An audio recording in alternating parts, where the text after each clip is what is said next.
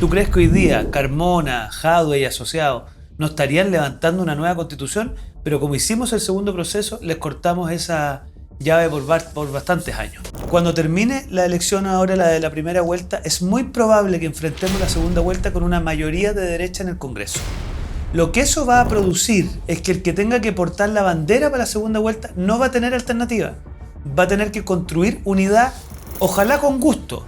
Tenemos una oportunidad única en Chile, donde vamos a poder hacer cosas impopulares con el apoyo de la ciudadanía. Vamos a poder decirle a los ciudadanos, vamos a rebajar impuestos.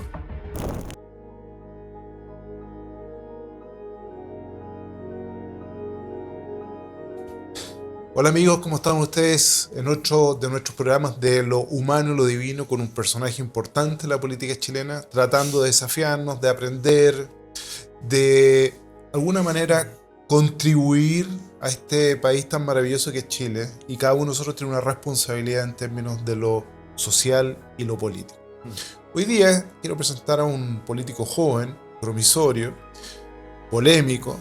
Él es polémico, él es abogado, él es profesor, él es hoy día diputado, está cambiando de circunscripción, pero también es un gran comunicador, y usted, su nombre hoy día ya es algo de marca registrada. Don Diego Chalper, qué gusto saludar. Gracias, Ricardo, por la invitación. Estoy muy contento por el set, lo acogedor que es, así que a su disposición. Qué bueno, porque la idea con es todas que, las polémicas que quiera. Por supuesto, así va a ser. La idea es que la gente en sus casas, donde esté y te pueda escuchar, vea una faceta un poco distinta, porque en realidad en los medios de comunicación las cuñas son como muy cortitas, y aquí vamos a tratar de explayarnos un poco. Y más aún en los que somos diputados, porque además yo siempre le envidio a mis amigos los alcaldes. Ellos al menos en una dimensión de su vida pueden contar cosas como que hicieron una obra o diseñaron un proyecto. En cambio nosotros los parlamentarios, los que estamos en la oposición, solemos dar malas noticias, que esto no se hizo y no sé qué. Y cuando uno es proactivo cuesta mucho porque son temas súper áridos. Así que no, feliz que compartamos de otras facetas de la vida. Genial. Primera pregunta, ¿por qué te cambiaste de circunscripción? Buena pregunta. Mira, es una mezcla de razones entre personales y profesionales. Las personales es que nosotros cuando nos fuimos a vivir con mi señora a Machalí, durante un tiempo como que yo tenía una triple región, ¿no? Pasábamos por O'Higgins, a veces habían reuniones en Santiago y también en Valparaíso. Pero la verdad que una razón familiar fue muy importante, entre que mi señora empezó a trabajar en Santiago, pero además nosotros eso coincidió con que mi hija, la segunda, tuvo algunas dificultades en el plano respiratorio, que la verdad que los mismos médicos de Rancagua me decían, mire, esto evidentemente nos podemos hacer cargo, pero es una cosa peligrosa, difícil, que mejor revíseselo usted mejor en Santiago. Y afortunadamente evolucionó bien, hoy día ya es un recuerdo duro, pero recuerdo. Y decidimos venimos a ir a Santiago. Ahora, te confieso que al comienzo no fue fácil, porque la vida en Machalí era una vida mucho más tranquila, en todo orden de cosas, pues, desde los espacios que uno tenía. Nosotros teníamos por lo pronto una mascota, que aquí en Santiago se hace más difícil tenerla. Y bueno, el Berlín se llamaba el perro. Y se llamaba Berlín porque nosotros vivimos en Berlín. Lo que pasa es que Berlín tuvo algunos episodios medio turbulentos con Gaspar, así que... Pero bueno, ahí se ríen aquí porque saben a qué me refiero. Oye, pero no, dicho eso, nos vinimos a ir a Santiago y además profesionalmente para mí el Distrito 11 representa un desafío entretenido desde varios puntos de vista. Primero, es un hecho que en ese distrito se incuban muchas de las decisiones que a veces afectan a todo el país y yo creo que puedo contribuir en eso. Lo segundo, una de mis vocaciones es la formación de jóvenes, por eso fundamos un centro de formación, por eso me dedico a la docencia y estar en contacto con los jóvenes que estudian en las universidades, en los establecimientos de ese distrito me parece interesante. Y además porque a mí me tiene muy motivado el desmitificar el que, por decirlo así, este distrito tenga que ver con algún grupo socioeconómico en particular. Si usted va a Lo Hermida, si va a La Faena, si va a Villa la Reina, me ha tocado trabajar con unas dirigentes de los comités de vivienda. Yo la verdad que me parece muy apasionante cómo hay temas sociales de primerísima urgencia en los cuales nos queremos involucrar. Qué bueno. Así que pasemos a otra cosa, Diego. Era importante, yo creo, puntualizar eso. Qué bueno. Y estoy bien motivado. Hoy día en la mañana he hecho partimos los últimos en consistorial ahí en Peñalolén. Bueno, ¿usted conoce de cerca Peñalolén? Yo conozco muy bien Peñalolén, muy bien. Muchos años viví en Peñalolén. No. Cuéntame, Diego, ¿cómo está el país en los últimos 5 años? Y te pregunto desde octubre del 2019 para adelante. Chuta. Porque creo que eso es un punto de inflexión en la historia. Totalmente. A ver, yo creo que Chile es un paciente difícil de descifrar. ¿Ah? Porque es un paciente que escoge en la lista del pueblo, en la primera convención, la lista del pueblo hace lo que lamentablemente muchos previmos que iba a hacer y lo termina rechazando. Después se elige a otro mundo de la sociedad chilena, que yo la verdad que me siento mucho más afín a ese mundo, pero es un hecho que es un mundo distinto. Ese mundo más o menos hace lo que dijo que iba a hacer y le terminan rechazando el resultado. Además, entre medio hemos tenido un clima de polarización donde han surgido el sueño de Gabriel Boric, que era el sueño de la generación pingüina, de la generación que un poco vino a remover algunos cuestionamientos. Y miren lo que ha terminado. Pero eso es una generación contemporánea. Totalmente contemporánea. Yo estaba en la Federación de Estudiantes cuando en la Universidad de Chile estaba la Camila Vallejo en la FECH, estaba Gabriel Boric en la presidencia de la Facultad de Chile, del Centro de Estudiantes.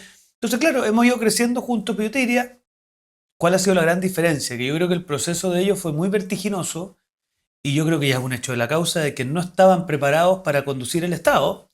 Y nosotros, claro, cuando ganó Gabriel Boric, y tú te acordarás, ese discurso que él hace y los primeros meses, como que parecía que tenían todo a sus pies. Y yo creo que hay dos episodios que un poco hacían presumir lo que venía. Lo primero es la irrupción de Isquia Siche en Temucuicui, donde ella estaba convencida que le iban a recibir con los brazos abiertos y le iban a hacer casi que un homenaje y la echaron a balazo. Te habla un poco de una generación que tiene como una especie de inocencia al aproximarse a los problemas sociales. Y después la segunda, obviamente, el triunfo del rechazo, que le pone una lápida al proyecto del Frente Amplio. Entonces, yo creo que Chile es un país en búsqueda, es un país que está tratando de encontrar hacia dónde encaminar su situación. Yo creo que tiene además los típicos dramas de país de ingreso medio, que hemos crecido en muchos ámbitos, pero ese crecimiento no ha llegado con la misma profundidad a todos. Es un país amante de la libertad, pero que evidentemente por ser amante de la libertad, quiere que la libertad no sea patrimonio de unos pocos, ¿te fijas? Diego, tú tocaste los dos procesos constituyentes, ¿no es cierto? ¿Por qué entramos en el segundo proceso? Porque es una crítica que se hace recurrentemente diciendo alguna gente de la centro derecha, la derecha, propiciaron un segundo sin consultar a la ciudadanía. Porque si la ciudadanía le hubiesen preguntado, vamos a una segunda, yo no sé si habría dicho que sí o que no, pero que nos hubiesen metido a todos en un segundo sin consultar, ¿eso no te parece a ti de alguna manera fue forzar la opinión pública? No, ¿y sabes por qué? Porque nosotros, para poder lograr que un arco amplio de personas se congregaran en torno al rechazo, asumimos un compromiso con ellos. Mira, como yo era parte del equipo central del rechazo, el rechazo a secas, es decir, ese rechazo ortodoxo, vehemente, yo no vi nunca un estudio de opinión donde pasara del 35, 38%. Yo venía además de haber propiciado el rechazo a todo el proceso, entonces donde perdimos, acuérdate, 78, 72, 28, una cosa así. Entonces, conversando con Eduardo Frei, conversando con la gente de la centroizquierda por el rechazo, nos dimos cuenta que la única manera de ganar esa elección de manera rotunda era en lo que terminó transformándose como recházala por una mejor. A mí cuando estábamos en el comando y me dijeron que teníamos que tener como eslogan recházala con amor, y un tipo típicamente de derecha dije, esto es una locura.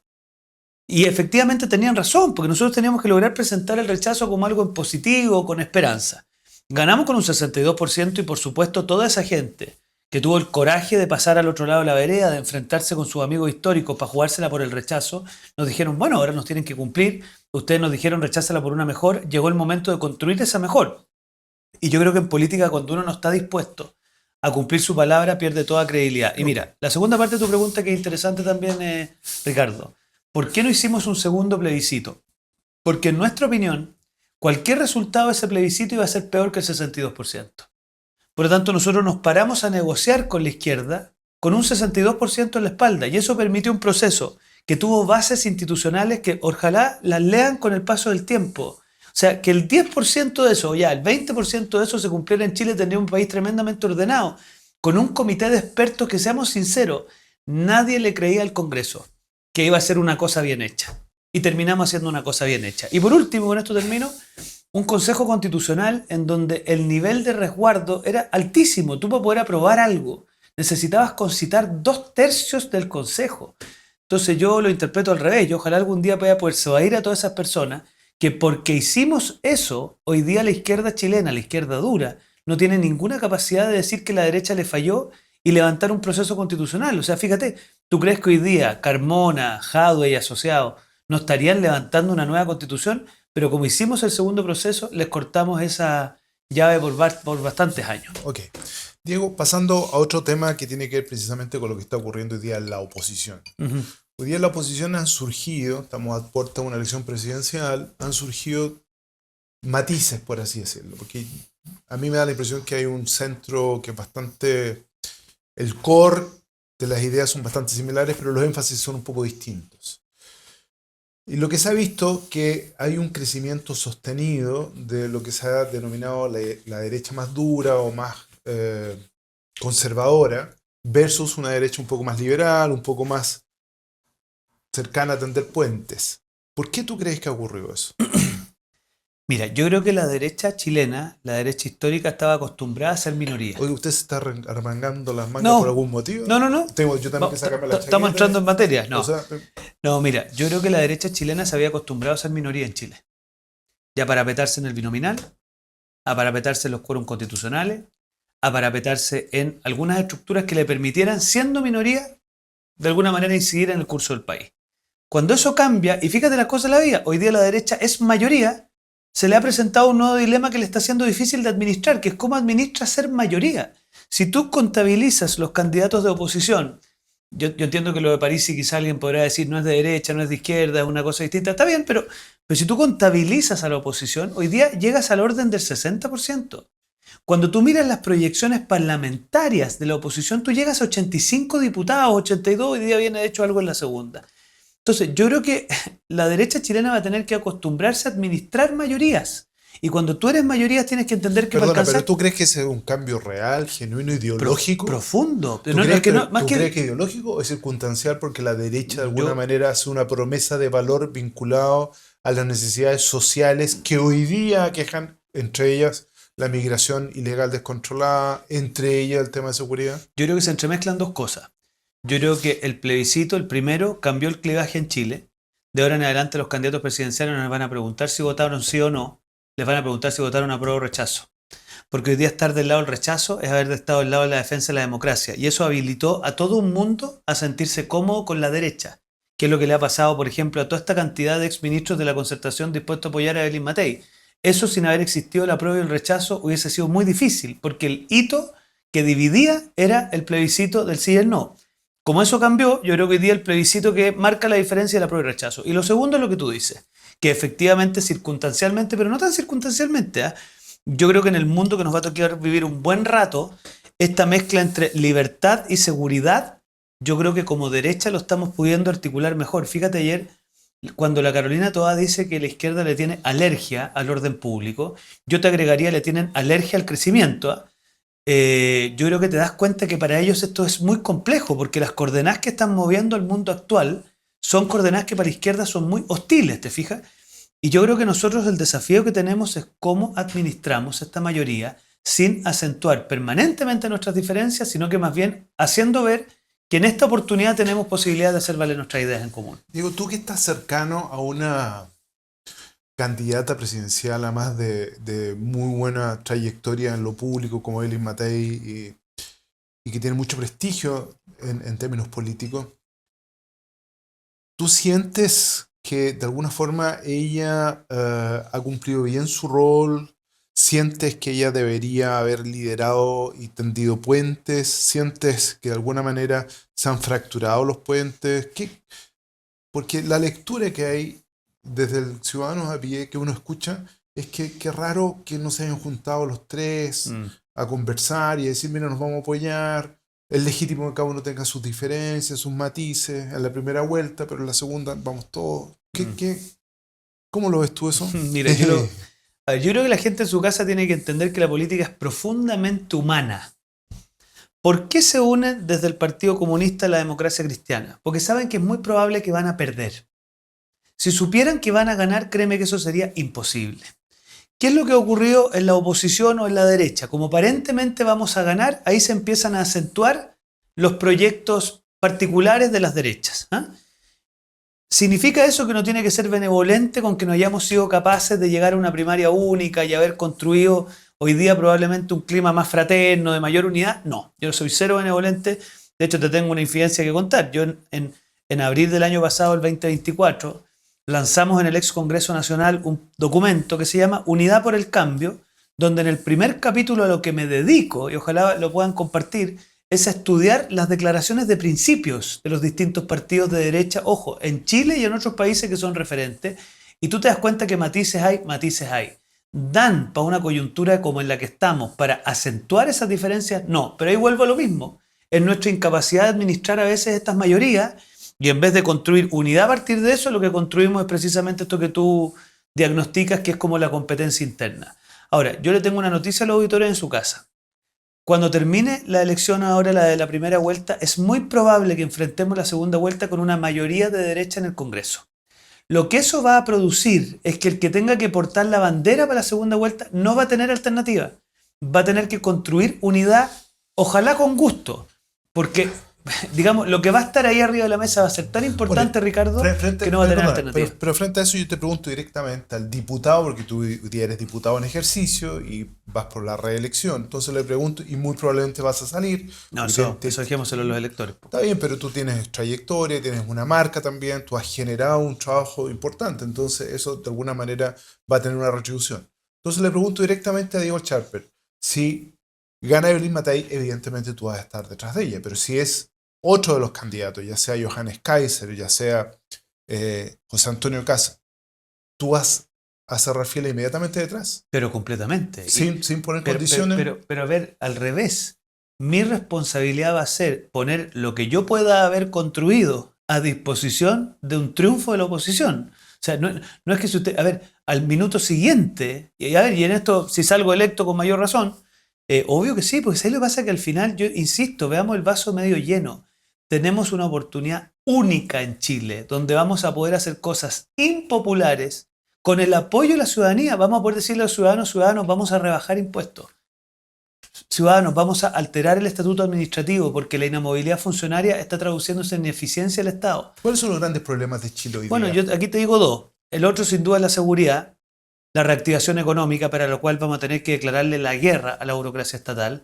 Yo acabo de estar hace un par de días atrás, se acordarán acá con los tatas del pan, pero mira, quedé impactado. O sea, te digo que a 2 personas adultos mayores le pongan esa cantidad de problemas para producir pan es una cosa que nos tiene que llamar a la alarma total. Entonces, declararle la guerra a la burocracia estatal. Y por último, y muy importante, yo creo que hay que hacer una reforma al sistema político, pero desde el día 1. Yo sé que eso no es especialmente sexy, ¿eh? Pero es muy importante que terminemos con esta fragmentación. Y eso hay que construirlo desde el día 1. Y yo como creo que vamos a tener mayoría en el Congreso y además que hay otro fenómeno en marcha, que es que la centroizquierda lo único que quiere es apartarse del mal recuerdo del actual gobierno, vamos a contar con varios de ellos en este desafío. Mira qué interesante lo que estás planteando. O sea, tu pronóstico es que después de la rearticulación de las fuerzas de estas elecciones vas a contar de alguna forma con el apoyo de la ex histórica Concertación o algunos de ellos. Pero mira cómo está. Permisos sectoriales. Mire usted cómo votaron la reforma de los permisos sectoriales. Varios de ellos estuvieron dispuestos a modificarlo. Mire cómo votan la agenda de seguridad. El Partido Comunista y el Frente Amplio en contra, pero varios del socialismo histórico a favor, porque se dan cuenta que seguir con lo que la Carolina Toá ha llamado, ¿cómo le llamó? No sé, trauma, no dijo trauma, dijo, bueno, este como complejo, esa fue la expresión que usó. El complejo con la seguridad es algo que no representa el mundo de la centroizquierda histórica y que probablemente sí representa la izquierda más dura. Entonces, yo creo que, y en esto quizás algunos dirán que optimista, pero yo veo que tenemos una oportunidad histórica de hacer esos cambios. ¿Cómo lo ha hecho este gobierno? Pésimo. ¿Por qué? ¿Sabes por qué? Porque ellos llegaron al gobierno prometiendo cosas que han ido incumpliendo de manera sistemática. Llegaron, mira, te voy a dar el último botón de muestra que me es el que me terminó de indignar. Dijeron que iban a fortalecer la carrera diplomática. Y el anuncio que hacen en el presupuesto que le van a cortar el apoyo para los estudios de los hijos de los diplomáticos afuera. O sea, ya dijeron que iban a fortalecer la posición de la mujer. Y tú te darás cuenta que este gobierno, si algo no ha hecho bien, es fortalecer la posición de la mujer. Después, este es un gobierno que se le murió un trabajador en La Moneda y que han sido incapaces de hacerle un sumario adecuado para ir en defensa de esa familia.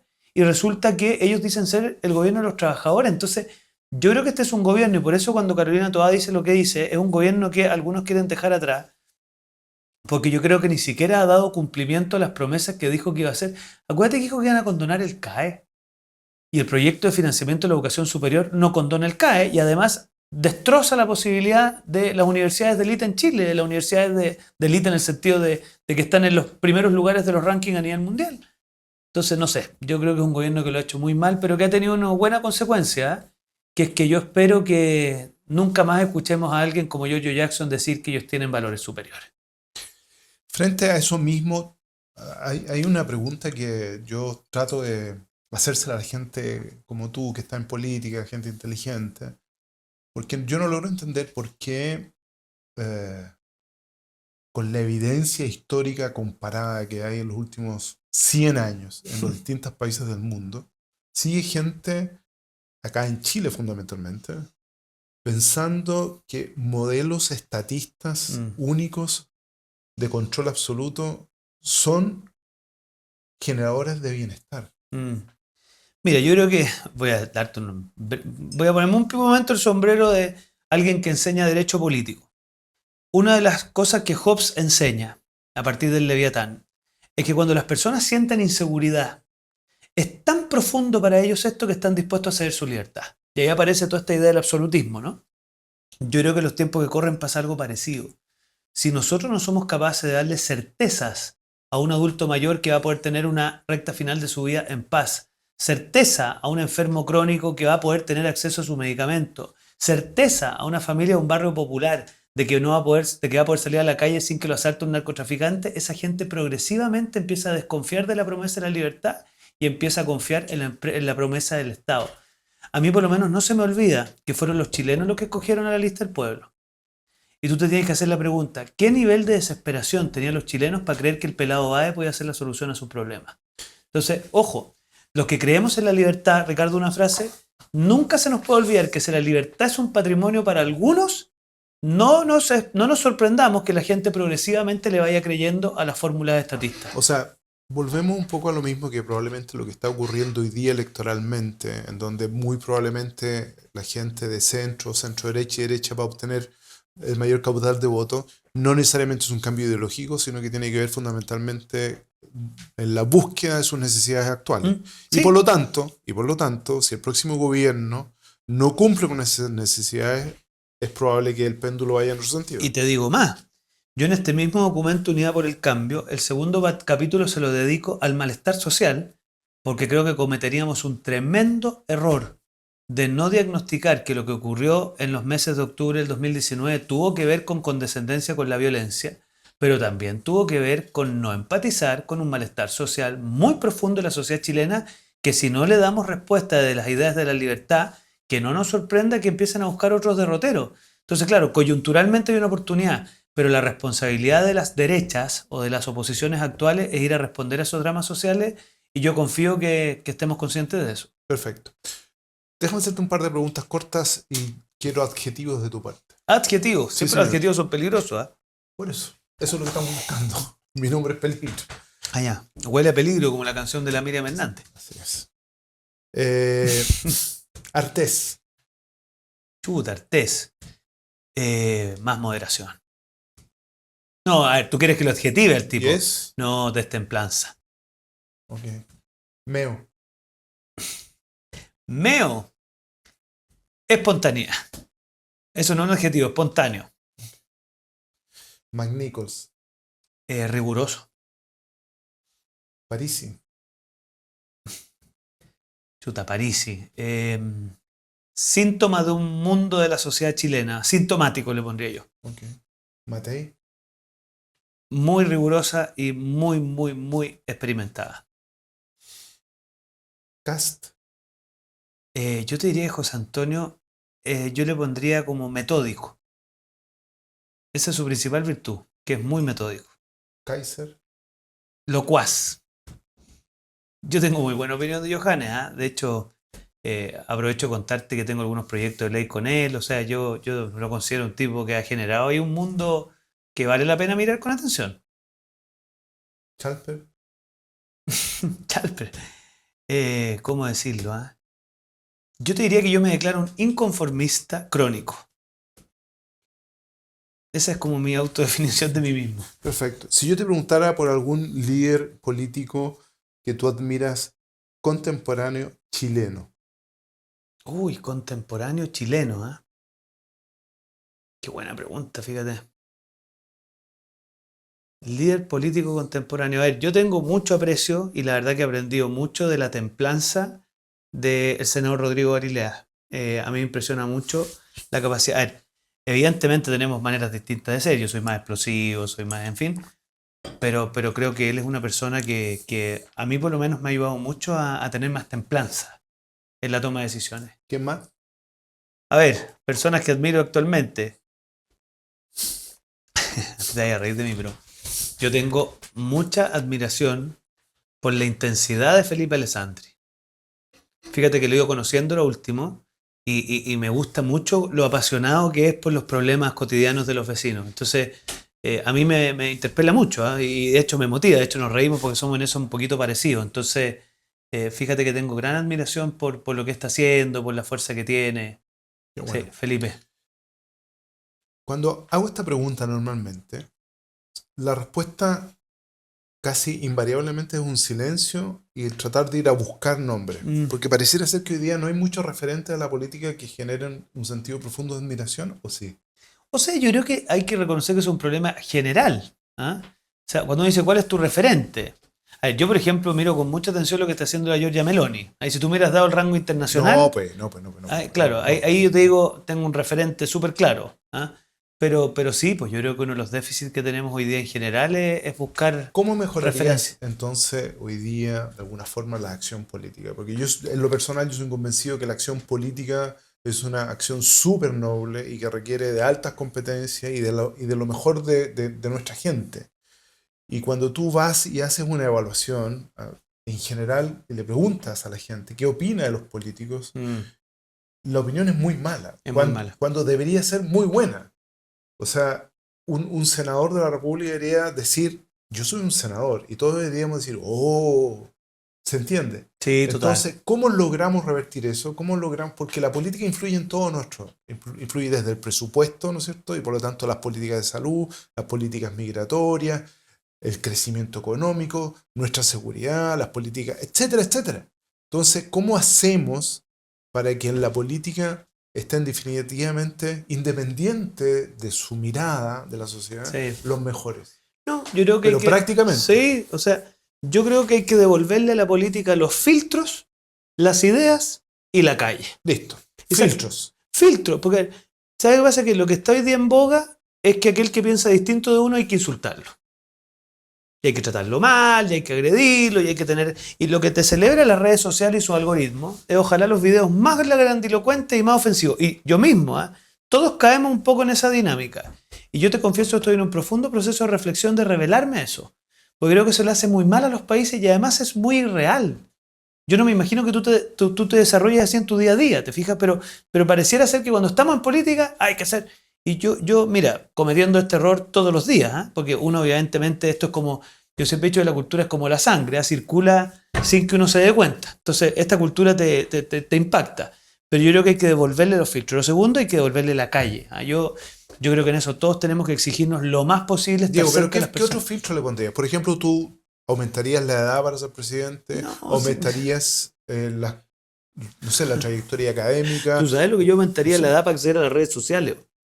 ¿sí? Porque esto de que nosotros no nos demos cuenta lo dañinas que son las redes sociales para nuestros menores de edad y en general hacer de la lógica de los algoritmos la manera de relacionarnos, yo creo que hay que pegarse una reflexión que además se la están pegando varios países en el mundo. ¿Eh? Diego, Entonces, ese es el primer filtro, la calle y las ideas. perfecto, extraordinario y creo que tienes mucha razón. ¿Qué cosa de dulce y qué cosa de gras trae la política? Porque tú eres un profesor universitario y por lo tanto Sí, podrías además tener una carrera académica sí. o carrera en lo privado. No, en lo agraz es que evidentemente, por lo menos para mí, me encantaría que las cosas ocurrieran con mayor vértigo, entendiendo que lo que pasa cuando uno deja de hacer las cosas con intensidad y con vértigo es que gente concreta no encuentra soluciones. Para mí no hay nada que me frustre más, y especialmente en la pega parlamentaria, que el poco sentido de urgencia. O sea, te digo, a mí me descompone y lo saben los que trabajan conmigo. Ahí se ríe porque usted sabe que eso lo aplico a todas las esferas de mi vida. Y lo que tiene muy de dulce es que nada se compara con hacerle el bien a alguien concreto. Y para qué decirte, hacerle bien, por ejemplo, a mí, la ley Naín Retamal, en lo que se ha traducido en mi vida, es que cada vez que saludo a un carabinero, me lo recuerda. Me dice, gracias a usted y a su ley, hoy día nos sentimos más protegidos. Y eso, no hay comparación a nada que uno pueda hacer que te dé esa satisfacción. Entonces, la política tiene muchas satisfacciones. Mira, yo hace poco me tocó dar una charla en un colegio y les dije a los cabros, lo fácil, el único beneficio que tiene es que es fácil. Por lo tanto, ojalá se involucren en cosas difíciles, porque precisamente de eso se trata, darle sabor a la vida. Y a mí también formar jóvenes es una cosa que me apasiona mucho. Por eso soy profesor universitario. Don Diego. Don Ricardo. Mire, aunque no crea, ya pasó qué rápido increíble. el tiempo. Sí, quiero felicitarte y quiero agradecerte por estar en este espacio con nosotros y abrirte. Tú no siempre has tenido una posición fácil, has sido criticado muy duramente porque se ha visto que de alguna forma apareces como transando principios que normalmente no deberías transar. Ahora entiendo, después de lo que has dicho, entiendo un poco más la posición, por qué ha significado esto. Te deseo mucho éxito.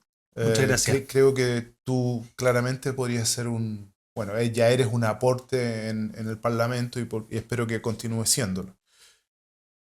Me encantaría que tuvieras un minuto con tu público y que les dijeras por qué en el Distrito 11 deberían votar por ti, porque en el distrito hay hartos candidatos y muy buenos, Sí. muchos. Bueno, yo al menos les puedo contar lo que me gustaría poder hacer. Primero, dedicarme a profundizar el trabajo que hemos hecho en seguridad y aterrizarlo a la realidad de las comunas del distrito. Lo segundo, profundizar lo que hemos hecho con la bancada digital, que para mí es apasionante. O sea, estimular que gente joven sea exitosa en sus emprendimientos tecnológicos me llena de alegría. Y lo otro que me motiva mucho es contribuir desde el distrito a la formación de jóvenes para la política. Y al menos esas son las tres cosas que me van a guiar, además de otras acciones que me interesa hacer. Pero seguridad, emprendimiento tecnológico, formación de jóvenes. Esos van a ser los tres pilares de nuestro trabajo. Me voy a despedir de ti, Diego, con una frase que dije cuando estuvimos juntos en el Sheraton En el Unidos por en Chile. Unidos por Chile, Sí, ¿te acuerdas, no? en momentos bastante duros. Cuando mucha gente estaba escondiéndose Sí, o preocupados de sacar sus plata, habíamos otros que estuvimos tratando de poner la cara. Tal cual. Y me acuerdo que te dije ahí, porque tú diste un discurso que me pareció muy potente, que tú eras uno de los políticos que yo creía que tenía mucho futuro y que el país debía sentirse orgulloso de tener profesionales y políticos como tú. Y yo no siempre estoy de acuerdo con lo que planteas, pero debo señalar que tu conocimiento y tu valentía ha sido un aporte. Te lo agradezco. De verdad, te lo digo, y las cosas hay que decirlas porque uno tiende a callar. Y eso no es bueno. Y recuerdo como si fuera hoy día esa noche. Sí, fue además muy bonito.